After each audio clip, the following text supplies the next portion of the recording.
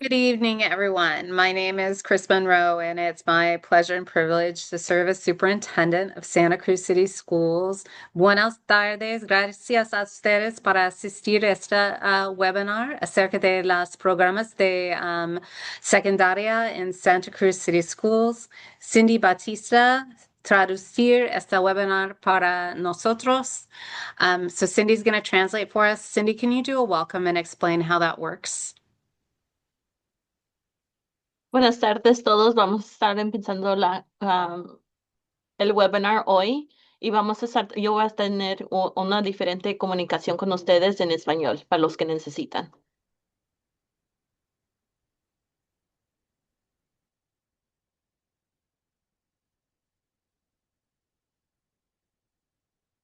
So we're just going to get this set up and start the translation. And I want to introduce our panel to you today, and I'm going to start and go around the Zoom room. I want to thank Cindy again for translating for us this evening.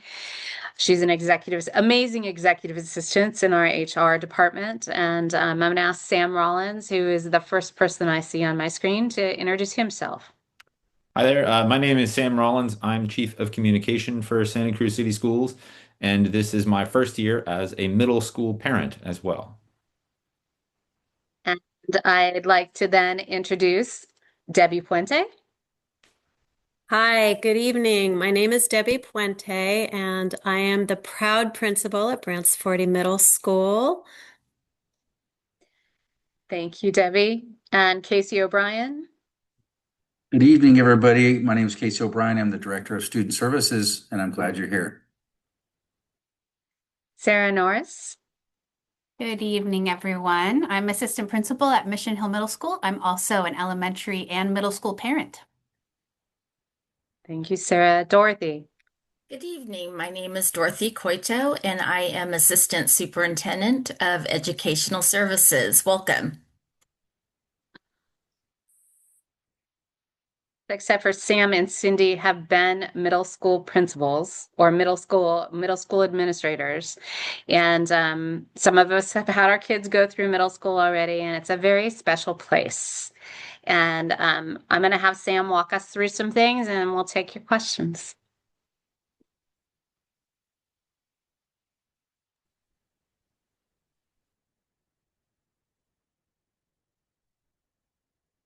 All right. Okay. Thanks so much for being here and for being patient with us as we work through the issues in getting the Zoom link to you. I want to let you know that while I'm giving this short presentation of information about middle school, you can already be asking your questions at any point. You can enter them in the chat, and my fellow panelists will answer questions as we go. And just to let you know, there may also be times where I slow or pause a little bit to give Cindy time to do live translation on the other side, which is no small feat to get that done. We want to make the transition into middle school as easy as possible, so we offer these previews every year. Middle school is a big transition. In some ways, it's the biggest one through all of K-12 school, just because you spend so much time in elementary, you make it such a home. And so we know this is a bit of a leap. And we want to welcome students with belonging, encouragement, and room to explore, because they're at an exciting point, as you fifth grade parents and sixth grade parents here know. They're at an exciting point in their development where they're really building a lot of independence, and we want to have a program that meets and matches that. We always start any public meeting with our goals and our beliefs as a school district. I'm not going to read through them all right now. It's enough of a summary to say that we believe that it's our responsibility as a public educational institution to give everyone the strongest start that they can and make sure that everyone has any and all of the supports and opportunities they need to go after their highest potential, and that the success of any in our community lifts up the whole community and is a success for all of us. And we will send out these slides. We'll put them on our website as well, so that you can read through the bullets at your leisure in spots where I move quickly past. So middle school is a broadening of horizons for students. Obviously, they're coming out of the single classroom that they're used to, and they're able to explore a lot more. They're able to start thinking about what skills they want to develop and choosing how to spend their time. They've got more capacity for complicated concepts and curriculum, and they're beginning to see a path ahead, even if it's just the very beginnings of one. So, we know that middle school students are going to be looking for a lot more opportunities to take agency in their time. And middle school is a great place to do that with athletics, arts, music clubs, all kinds of endeavors. And we're going to be going through some of those that we make available here. Now, I do want to point out that while each of our schools, our comprehensive middle schools, Mission Hill on the west side and Bransford 40 in Midtown, have so many things make them wonderful and unique. We're mainly going to be talking about what is common between the two comprehensive middle schools, the curriculum, the supports, the experience that you'll find at either. You can go to the website of either and learn more about the school itself. But we also wanted to make sure that everyone knew that that isn't our only option for middle school. We want to make sure that parents are aware of AFE, our Alternative Family Education Program, which is essentially a homeschool program, but it is done with support and collaboration from credentialed teachers. So parents can work with credentialed teachers to build a customizable curriculum for their kids. It's also unique in that it's not a purely homeschool program. There are enrichment classes every day of the week where students have the opportunity to learn and interact with various different kinds of curriculum in a cohort, and families can kind of decide how much they want to balance autonomy and community in it. I've put the website here. It's at our Bransford 40 Small Schools campus. And yeah, you can feel free to also look up or Google AFE if you want to learn more, and feel free to ask questions about it here today, even though, as I say, we're mainly going to be talking about our comprehensive middles. And what exactly are we going to be talking about? We're going to talk about how we try to offer a warm welcome to kids coming in from fifth or sixth grade into middle school. We're going to talk about the curriculum that they'll have once they get there in the very beginnings of college prep curriculum. We'll talk too about how our career technical education programs, which are mainly a high school set of opportunities, does extend into middle school and how what that will look like for students. We'll talk about the enrichments and extracurricular activities that are available to students so that your fifth or sixth grader can start kind of thinking about and looking forward what they might want to do. We'll talk about what our academic support systems are and how to engage with them, leadership opportunities that are available to your students. We'll talk about our social and emotional mental health support, what that looks like, and how to engage with it at the middle school level. We'll also talk about connection opportunities and the diversity of our campuses before covering a school safety overview. And I realize that the bullet isn't on here, but we're also going to talk a little bit about how parents can get involved in the experience and involved at your school. So, as I said earlier on, it's a really big transition. And I think that I got through really lucky that my daughter, about a week into fifth grade, sort of a switch went off and she felt like she wanted to be in middle school. But not everyone feels like that, and it's a big transition. So to provide a warm welcome, to make sure that students feel like they're coming into a place of belonging, we have a expansive team of counselors and mental health experts. We were really happy to be able to add a dedicated social emotional mental health counselor during COVID, and then be able to retain that position in our middle schools. The counselor is available to students at any time and also helps to organize all kinds of different activities and things on campus. We also have a social emotional learning curriculum that is part of classroom work that fosters inclusive and empowering environments for students. Like I said, we also right out of the gate work to connect our students with connection opportunities on campus. There's a ton of clubs on campus. The athletic season starts very early in the year, as do performing arts electives. And then the Arts Academy, which I'll talk a little bit more about later, which is essentially an enrichment elective that we offer after school on Wednesdays, which is the short day for students. And as well as student leadership opportunities they get involved with right at the start of school. These are all sort of ways that students can begin to find their niche and sort of find a place at school where they are at home.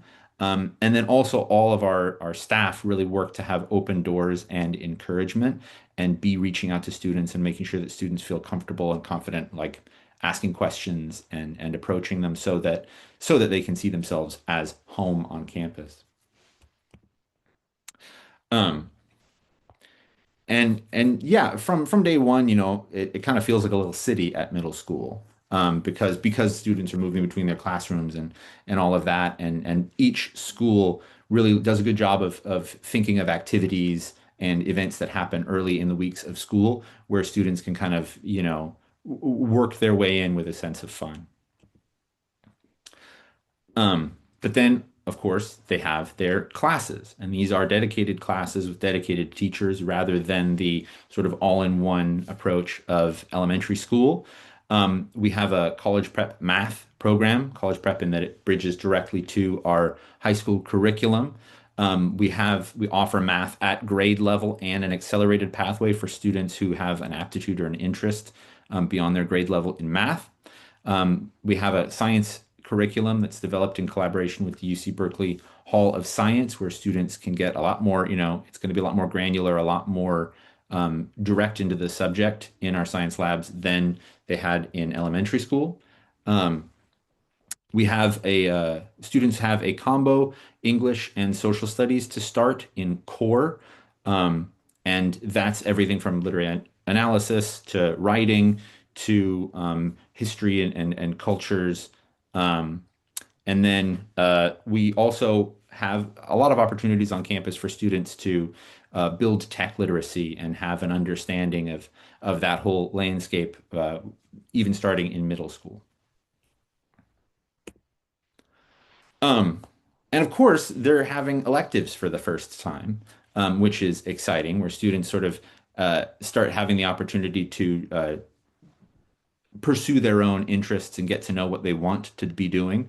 And many of these electives are tied to career technical education. This is our district-wide program that allows students to begin to explore career-related skills, whether that's computer science, carpentry, culinary arts. And the electives will be available throughout the year. We have the career technical education courses exist on a kind of wheel where they rotate to an extent. So students will be able to try, different things throughout their experience in school. And then athletics is another thing where the athletic season starts out relatively early in the year, and there are different sports that are played throughout the year, so students can try out multiple sports each year and look for ways of pushing themselves, building cooperation with each other. We have a list of sports here that we're adding to all the time. Um, and then clubs play a big part too. It's nice that students have the ability to find like-minded peers and to pursue specific interests at school. These are changing all the time as well. And one fun thing is, yeah, if your student has an area of interest that they think would be a good club, they can reach out to staff and try to get something going. And then, as I said, after school on Wednesdays, there are Arts Academy courses, and that's just what we call it. These are essentially electives that are a little bit more social focused, special interest focused. My daughter is in fashion teens right now, where she and a group of other kids they're learning about sewing and that sort of creative side of fashion, but also, talking about drawing designs and thinking about building outfits and that sort of thing. And so these are opportunities for skill building, but also connection and relaxation outside the pressures of the school day. And this is all to say that we really want, if possible, families and students to come into middle school sort of looking for um, diving into that kind of exploration of finding spaces and finding belonging, finding like-minded peers, whether it's playing with a team or playing music on stage or writing together in Word Lab, which is another sort of feature that's possible through the Arts Academy where students write and collaborate with each other.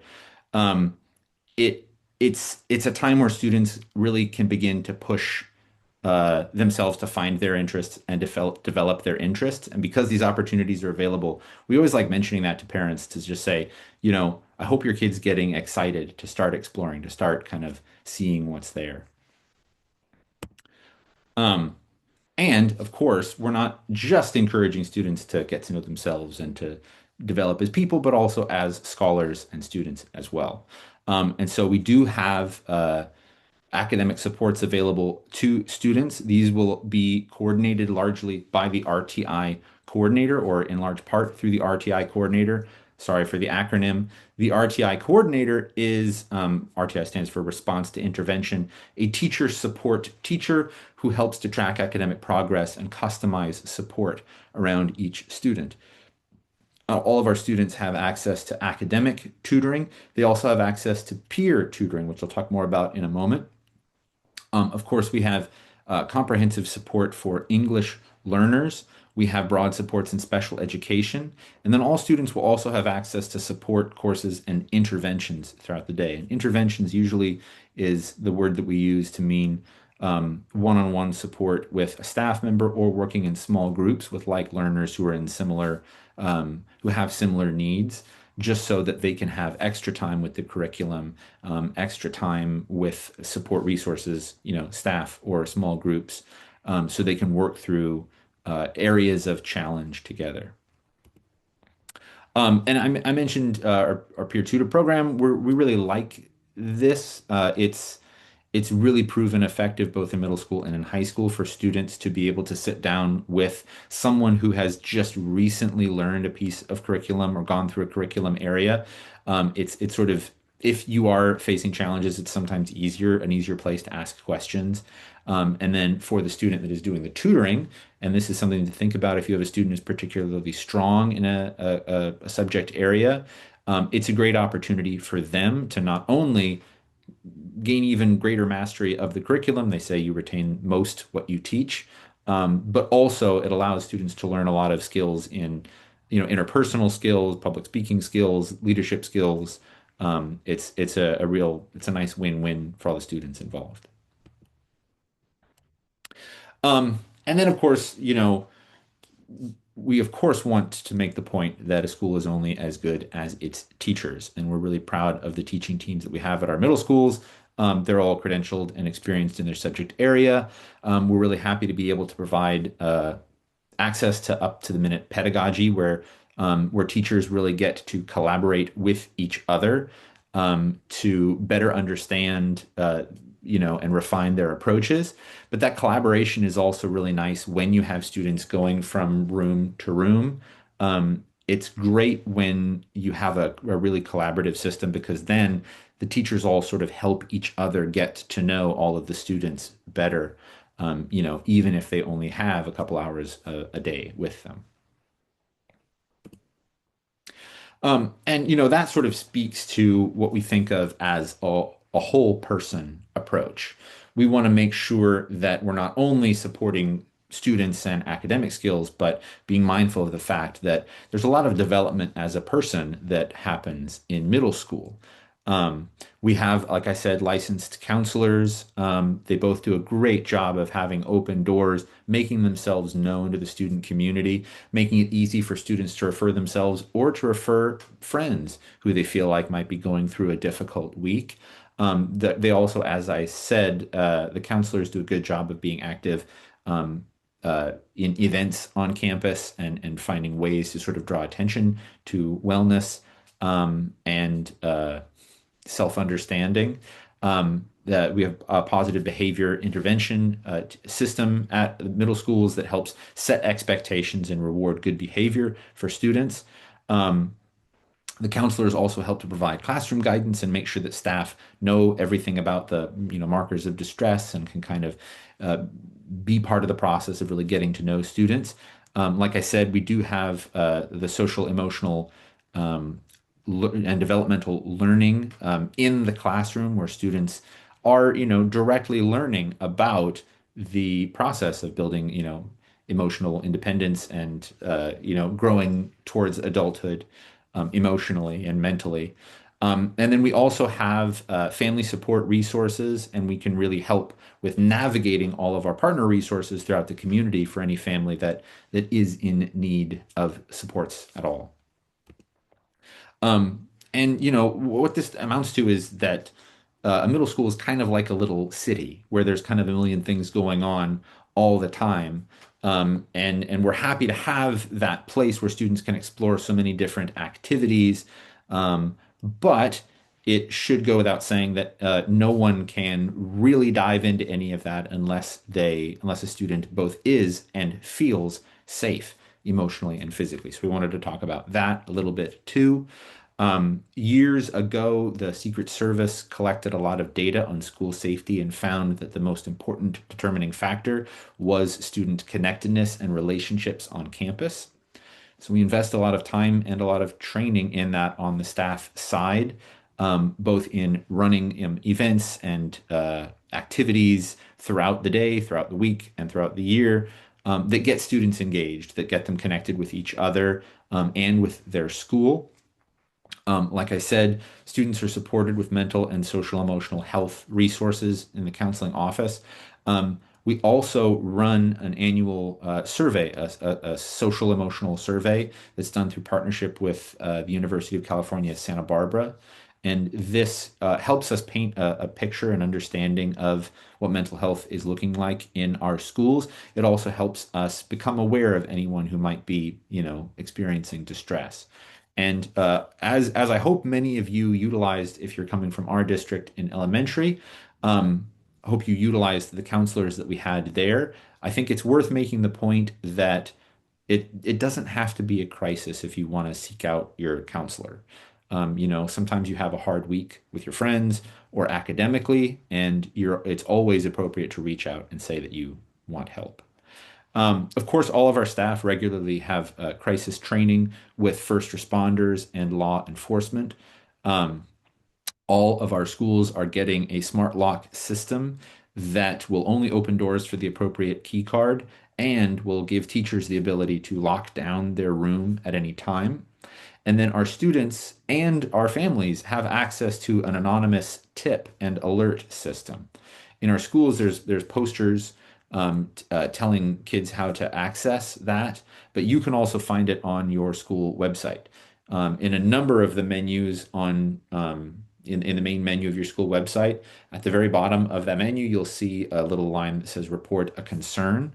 You can anonymously enter anything there at any time, and that is a monitored inbox so that if there is something urgent in there, we will be directly notified. And then one of the things that we're proud of just about public school in general is that everyone comes to it. And diversity can mean so many different things. And at a public school, it means basically everything, socioeconomic, cultural, ethnic. And the reason that we think that that's such a good thing is that a diversity of perspectives and personalities is something that really drives broader and faster development for students. The more they're getting to know people of all kinds, people who are different from themselves, that really helps a developing mind and is indicative of the world that they're going to walk into. I mean, even three people of the same race and upbringing can have wildly different personalities. Well, this is a place where all personalities come. We think that that is really helpful in a growing mind. They really crave that kind of variety, and we're proud to have such diverse campuses and to make sure that everyone feels welcome, whatever kind of personality they have walking in. But we also want to make sure that you as families know that there's lots of opportunities for you to get involved as well. We really like making that point because it's something that I think families really instinctively understand in the elementary, and it's not always as clear for people in middle school, especially, I have a middle schooler who likes being dropped off like on the corner opposite the school. And then is very friendly after the school day and is still engaging in family stuff, but sort of likes to have a bit of that separation. Well, your principal is going to tell you a million times over, your kids need you at this point more than ever. So, there's wonderful ways of getting involved. There's volunteer opportunities still in lots of classrooms. There are, of course, field trips that families can get involved in, volunteer opportunities there. There's a really full calendar of events of all kinds at your school. And that's a wonderful way to get involved and in a way that your student will also find palatable because the whole community is coming in. Both schools have a PTSA at one and a home and school club at the other, and this is opportunities for parents to get, involved in event planning, in fundraising, but then also in just sort of like helping to take part in all the nuts and bolts of putting on everything from dances to big festivals. And I just, if you can find the time, I really encourage you to do it. Being involved in middle school will help your student really acclimate as well. We also wanted people to know that your middle school has a bond site committee and a school site committee. You should reach out in case you're interested in serving on those. One talks about the modernization plan for the school with the funds from our last bond, K and L, and then the other talks about sort of more generally strategizing for the school and talking with staff about how things are going at school.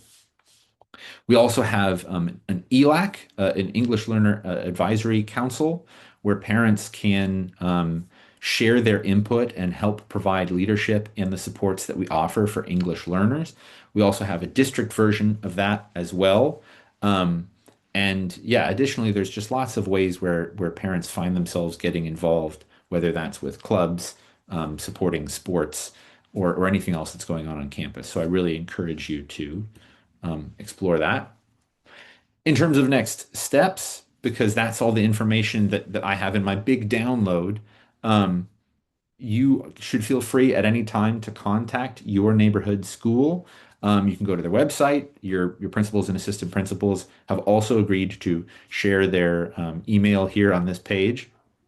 And we wanted everyone to know that we have scheduled our open houses, our prospective parent open houses, which will be in January for both schools. You can see the 14th for Mission Hill and January 21st for Brant's of 40. And that's a great opportunity to get to know the space and talk directly to staff as well and just kind of get that advanced preview. So do mark your calendars for those. They're going to be a lot of fun. And with that, we can move directly into Q&A. And since I've been sharing my screen, I haven't been seeing the questions come in. I hope they have been coming in. And I want to thank everyone for being here to take this dense bit of information about what to expect in middle school.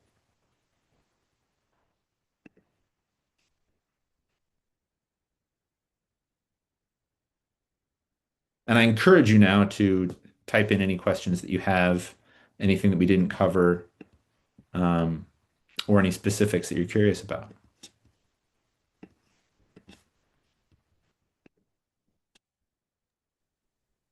May I echo, Sam, what you just said about open houses? They are such a wonderful opportunity to speak one-on-one with me or Mr. Kendall, meet the RTI coordinator, meet your child's future counselor, ask any questions specific to your own child so that you begin the process of feeling more and more comfortable about where your kiddo is heading. So if that time works for you, fantastic. If for some reason it doesn't, please do reach out to us. We really want to answer your questions and make sure you feel ready for this transition.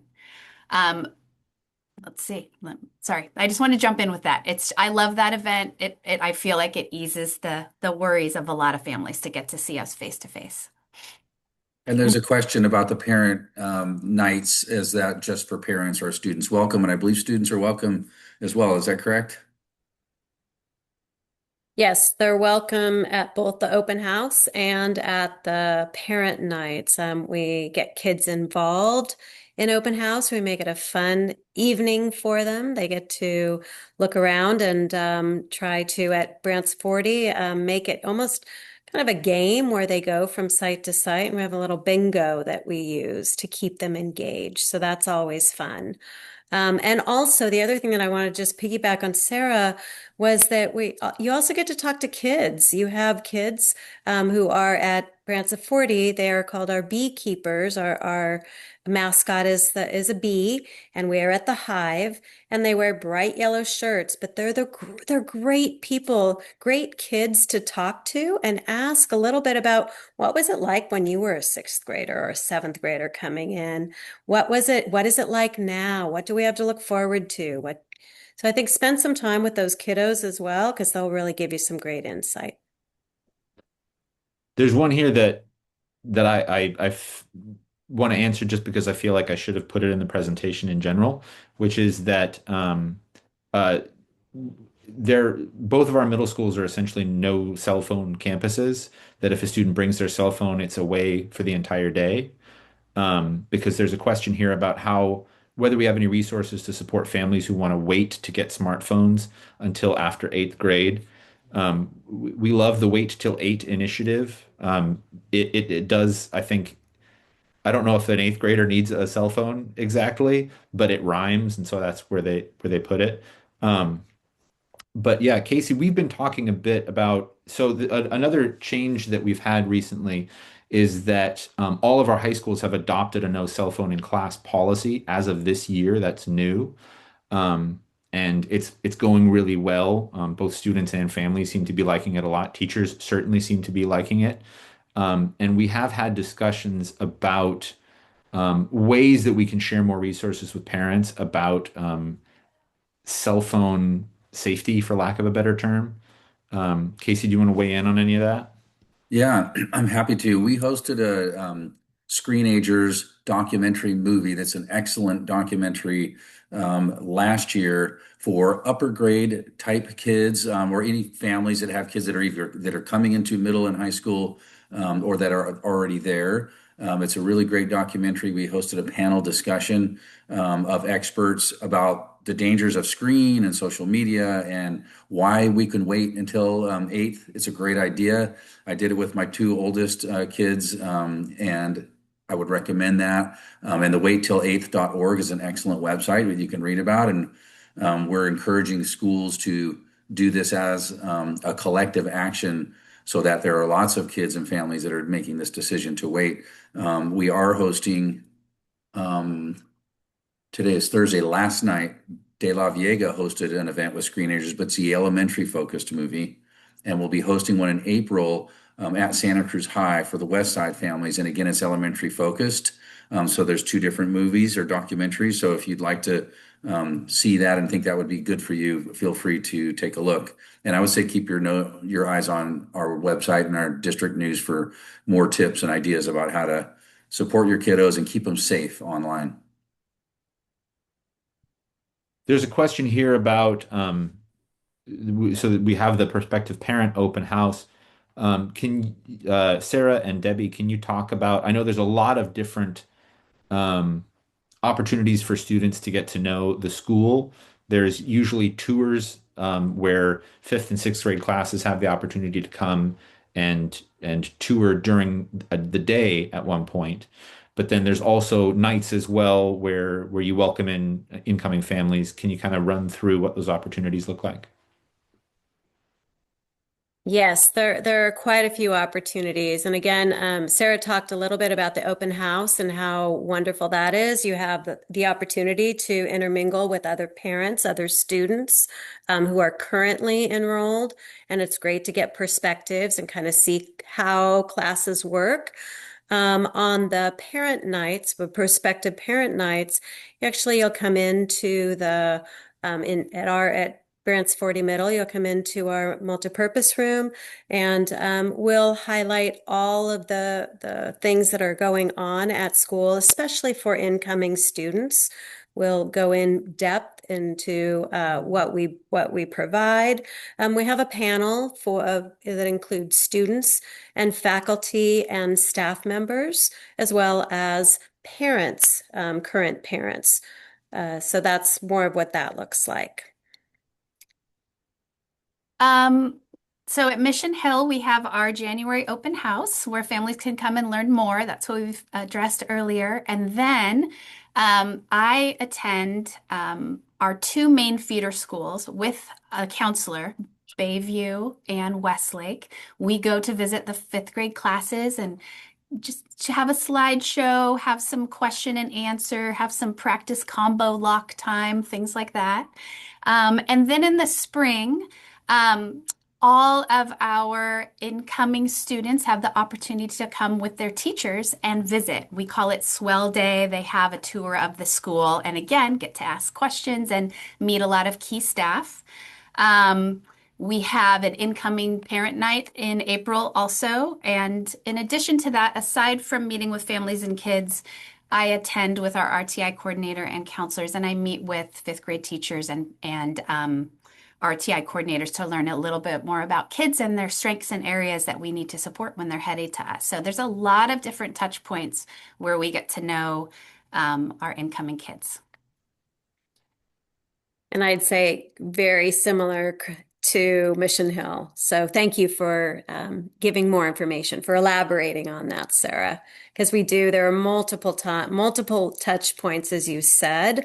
I think really exciting when school does start. We do have a time when students come in, sixth graders come in and really learn about the school. Like you said, really work on the locks on their lockers, their combinations, because that's certainly a new thing for the students. You're Oh, I was going to answer a question. There's a question about a Rainbow Club, and are they part of a club system at both schools? And they are absolutely. We go far to celebrate and support our LGBTQ youth, and both schools have a very robust Rainbow Club. I saw another question about other clubs and Black student unions. Can you tell me about what other kinds of what clubs are on campuses, and do either of your schools have BSUs? So for us, we do not have a BSU, but we have so many other clubs, and they can be our strongest club is actually titled the Musketeers. So we have lots of students involved in that club. We have so many other clubs. They can be fun clubs like movie club. They can be, we have the bracelet club where kids make bracelets. We have the garden club. I was looking for our site. I'm happy to add that. On our website, we have a list of all of the clubs that students can be a part of. And the nice thing is clubs are at lunchtime. So our students can be involved in multiple clubs. They don't have to choose just one. They could do 5 potentially. And students can start their own clubs. And So if thank you. have, Students can start their own clubs. Exactly. They just get a teacher who will host. And teachers love hosting. It's great. I went into the Pokemon Club just today, and one of our teachers was involved in Pokemon, just kind of working with them and playing along. So it's fun. And I'm not sure, families, if you're monitoring the Q&A, but I copied in our current list of clubs if you want to click in there. They are student initiated, similar to Branca 40. Great. There's a follow-up point on screenagers. I can see a parent leader, very active parent leader. I hope it's okay, Siobhan, that I'm announcing, but I'm hearing that there's going to be another showing of the elementary screenagers at De La Viega in next school year. And so there's a lot of really great things happening there, and also on the west side. So keep your ears and eyes open. Thank you, Siobhan. And just to answer Siobhan's other question, there is a fashion club at B40 at least, because that's what my daughter does and really enjoys it and has a good cohort. There's a question about will the elementary schools be preparing our kids for middle school too? Did one of you want to take this one? Hi, I was just Yes. typing an answer and I'm happy to speak aloud. I am not sure how this is directly addressed in the fifth grade classes, but I know absolutely that it is because kids and parents start asking around now. They're thinking ahead to next year. And I know that I get to speak directly with fifth grade teachers who do sometimes ask us questions that they then can relate to their classes. But I can't speak specifically to what they're addressing. Sorry about that, Donal. And Donal's my next door neighbor. Hi. I think one of the things that, oh, sorry, one of the Go things ahead. that we just had, just recently, we had a couple of our elementary teachers, math teachers, come and observe and talk to our middle school math teachers. And that was wonderful because it gave our middle school math teachers an opportunity to connect and find out what's happening there. And then they were able to, elementary was able to really see middle school in action and kind of know what we're working toward. And so we try to do that kind of thing as much as possible. Some vertical, we call it vertical articulation.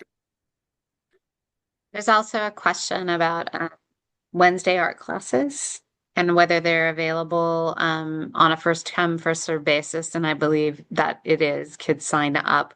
There's a question about why do we have those half days? And I want to share a little bit about that, that we have time every week for professional learning and professional collaboration.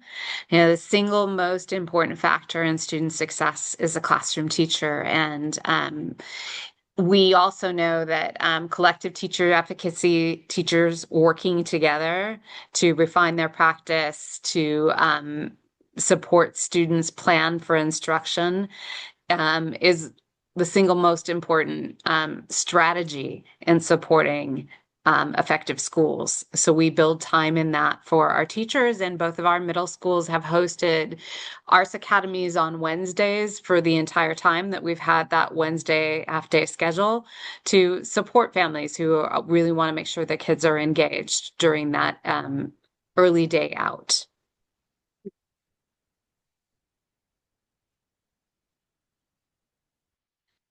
Details on the prospective parent nights are going to be on our websites. I'm Well, putting in them past years, into sometimes the Q&A as well. So January 14th is Mission Hill and the 21st is B40.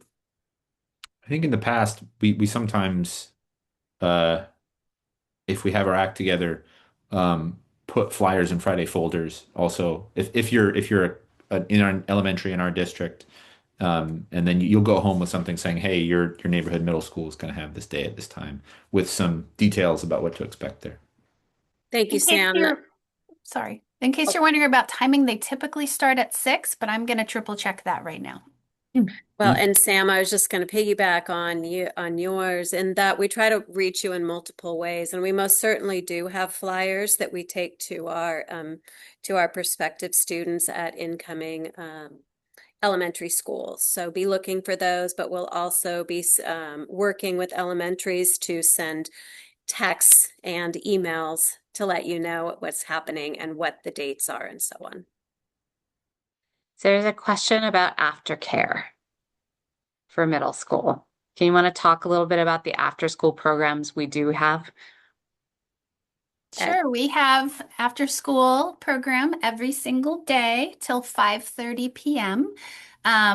It starts for us right after school at 3 o'clock. The kids are expected, if they're in our after school program, to initially spend that time working on homework or attending office hours, checking in with teachers. Then they receive additional homework support in the program. Then there's some enrichment activities as well. Sometimes parties, they definitely build a little community. They have a whole wall of birthdays, things like that. And then Wednesday, I think that we addressed before, we also have Arts Academy, which you do not have to be enrolled in the after school program to attend. That's from 1:30 to 3:30. And then if you do stay in the after school program, again, that goes till 5:30. So every day we have that. And similar for us, it's a wonderful program in that students have the opportunity to work on homework at the first half. Then they have a break, they run outside, and then the second half for us is all just fun things to do. So to keep them really doing fun and energetic, keep them busy and occupied and excited about being there as long and making sure that homework is done first.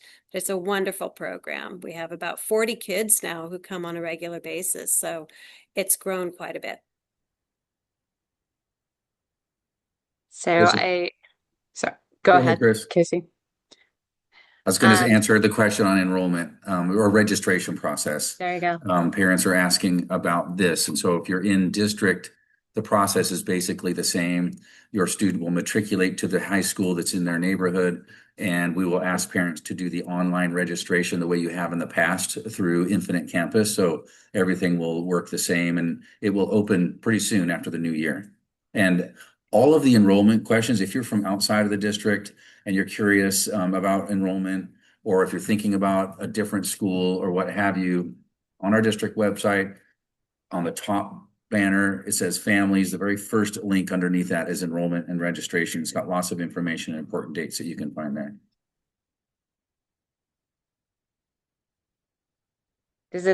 Do we have something like puberty class? Yes, middle school science addresses human development.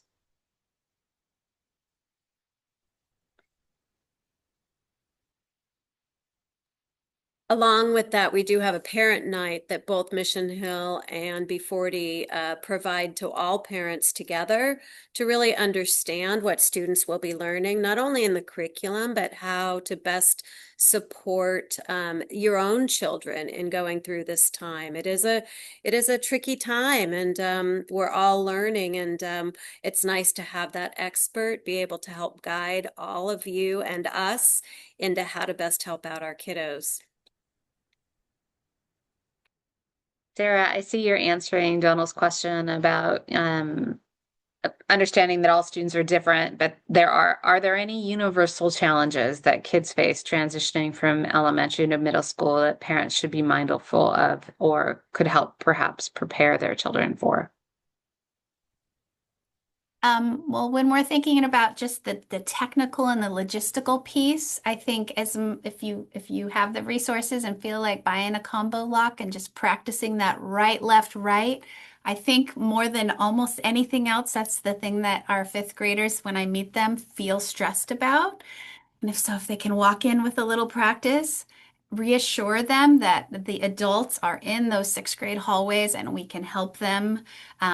They worry about being late because they know they have multiple classes. So maybe just look over the schedule together, talk them through what it's going to look like to change classes, assure them that we will be understanding and kind as they find their way around this much bigger campus than they're used to. Also having they're going to be interacting with 100 different kids a day rather than 20 something. So that's big. So letting them know again, the adults are resources, making sure they know that when they get here, we will show them where the counseling office is and all the people that they can ask for help. Like, I just think that reassurance that the narrative that we always want kids walking around with is it's okay to ask for help. You should ask for help. Ask for help. That's why the adults are here. So we really want them to feel supported. But so that's what comes to mind, I think, first, Chris. Thank you. Yeah. So there's a question here about how do you create a culture of inclusion and kindness and prevent bullying?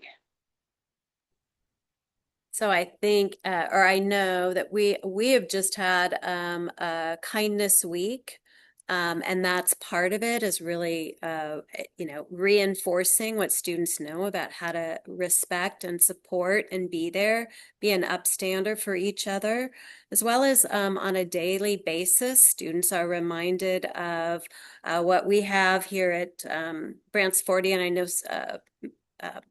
I know that Mission Hill has similar, but we have what we call the Hive habits, and those are being responsible, respectful, and sensible, and how to do that in every circumstance, whether you're out on the field, whether you're in your classroom, whether you're walking the halls. And we have many different ways that we review those. We teach them explicitly the first week of school. All teachers take time out to teach lessons that ensure that kids know what they are, and then we revisit those throughout the year. Can you talk a little bit about Kindness Week? I know both your schools had Kindness Week recently, Sarah or Debbie.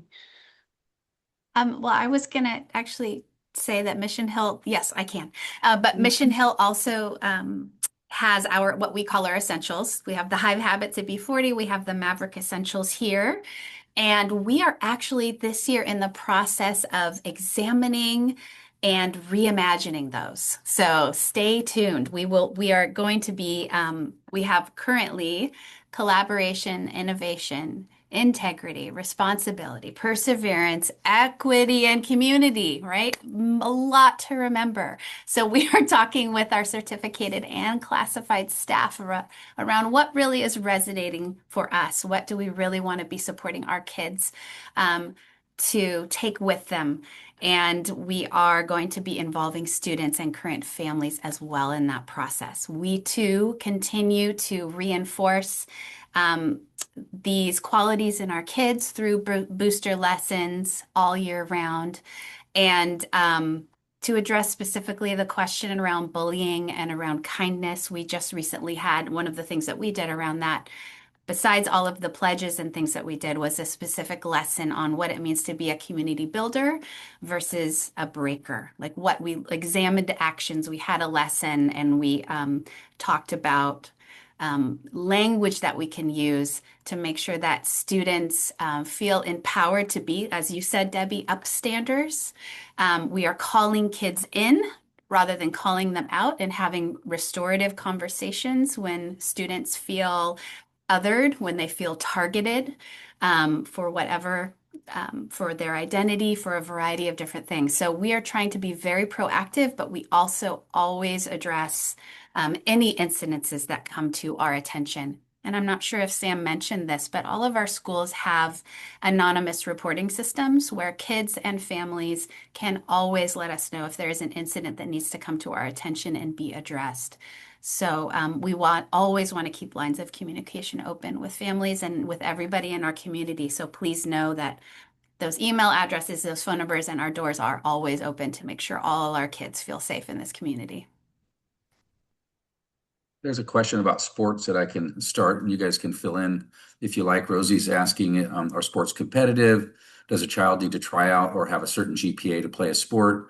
There is a grade requirement. Students just need to have a 2.0 grade point average without Fs. Some sports can be competitive, and some sports do have tryouts, but the coaches and athletic director really emphasize skill development and sportsmanship and participation. So there are a number of sports where everybody can try out and everybody can participate. Cross country, track and field, wrestling are ones that come to mind, that they'll take as many as show up and they'll have a great time and everybody gets to participate.